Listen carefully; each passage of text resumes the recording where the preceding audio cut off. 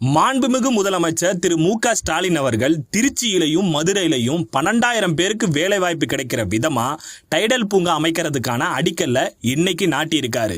இந்தியாவிலேயே முதன்முறையா முத்தமிழ் அறிஞர் தலைவர் கலைஞர் அவர்கள் 2000ஆவது வருஷம் சென்னையில டைடல் பார்க் கொண்டு வந்தாரு. கலைஞர் அன்னைக்கு போட்ட அந்த விதையை விருட்சமாக்குனாரு திராவிட நாயகன். அதோட விளைவா கோவை, வேலூர், விழுப்புரம், தூத்துக்குடி, திருப்பூர், ஊட்டி, நாமக்கல் மாதிரியான இடங்கள்லையும் மினி டைடல் பார்க் அமைக்கிறதுக்கான வேலைகள் நடந்துட்டு வருது. அதே மாதிரி இதோட தொடர்ச்சியா கரூர், திருவண்ணாமலை மாவட்டங்கள்ல தலா 1000 பேருக்கு வேலைவாய்ப்பு அளிக்கிற விதமா மினி டைடல் பார்க் அமைக்கப்பட்டு வருது.